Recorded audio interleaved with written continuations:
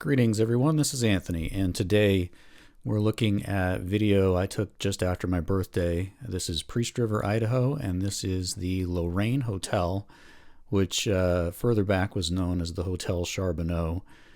I spent a lot of time here as a kid with my grandparents who ran this hotel. I remember shoveling sawdust into the basement each year, and then going down and helping my grandpa keep the hopper full so that the guests of the hotel could stay warm. And then while I was at it, downtown Priest River is such a beautiful little town. I went ahead and got some video, and my primary purpose of posting this on YouTube is to share with my family, who I'm sure will appreciate the video and the memories.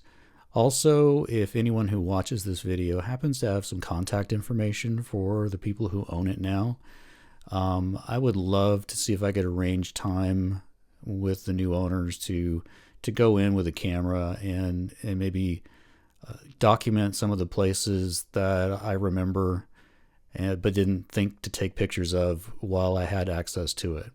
So anyway, that's it. I hope you enjoy Priest River. Anthony out.